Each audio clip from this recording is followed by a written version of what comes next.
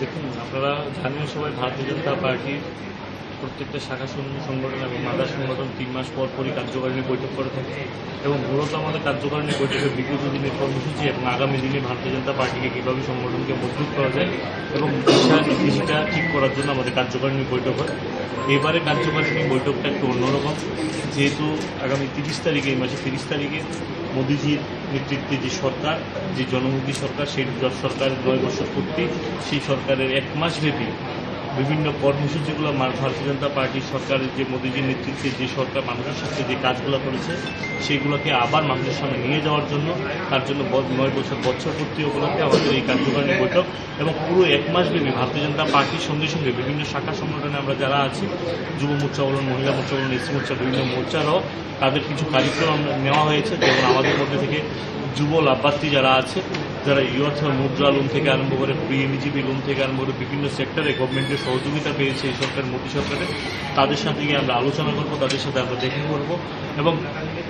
এই 10 দিনব্যাপী আমরা বাইক র্যালির আয়োজন করব। বাইক র্যালিটাও এবার অন্যরকমের বাইক র্যালি হবে, কারণ প্রত্যেক যুব মোর্চার যারা প্রদেশ থেকে জেলা এবং মণ্ডলের নেতৃত্বরা এই 10 দিনব্যাপী মিনিমাম 6টা করে গ্রামে গিয়ে তাদেরকে থাকতে হবে, 20-25টা বাইক নিয়ে তাদের গ্রামে গিয়ে থাকতে হবে এবং গ্রামের যারা ইয়ুথরা আছে তাদের সাথে আলোচনা করতে হবে যে ভারতীয় জনতা পার্টি সরকার আসার পর থেকে তারা কী কী লাভালাভ হয়েছে। এবং আরেকটা বড় কার্যক্রম হচ্ছে আমাদের নতুন ভোটারের রেজিস্ট্রেশন, নতুন ভোটারদের সাথে কীভাবে রেজিস্ট্রেশন করানো যায়, নতুন ভোটার থেকে নতুন ভোটার তালিকায় কীভাবে সামিল করানো যায়, তার জন্য আমরা ক্যাম্পিংয়ের ব্যবস্থাপনা করব। এবং আজকে আমাদের রাজ্য কার্যকারিণী বৈঠকে বিভিন্ন সিদ্ধান্ত হবে এবং আগামীকালকে জেলা কার্যকারিণী বৈঠক হবে এবং আগামী পরশুদিন মণ্ডল স্তরে সেভাবে সেই মিটিংয়ের মাধ্যমে 1 মাস ব্যাপী আমাদের যে কার্যক্রমগুলো, সেই কার্যক্রমগুলো বাস্তবায়নের লক্ষ্যে আজকে কার্যকারিণী বৈঠক এবং পার্টিরও রাজ্যের কার্যকারিণী বৈঠক গত 22 তারিখে হয়েছে, 24 তারিখে জেলার হয়েছে, মণ্ডলে হয়েছে 26 তারিখে এবং 1 মাস ব্যাপী প্রত্যেকটা কার্যক্রম যেন সাকসেসফুল করতে পারি এবং বিশেষ করে জনতাকে সঙ্গে করে নিয়ে, পাবলিককে সঙ্গে করে নিয়ে ভারতীয় জনতা পার্টিকে আরও বেশি করে মজবুত করা এবং সরকারকে কীভাবে মজবুত করবে সেই দিশায় আমরা কাজ করব এবং সবকা সাথ সবকা বিকাশের মাধ্যমে ত্রিপুরাকে ডেভেলপমেন্ট কীভাবে করবো, এই ত্রিপুরা শ্রেষ্ঠ ত্রিপুরা কীভাবে বানাবো সেই দিশায় আমরা সকলে মিলেমিশে কাজ করব।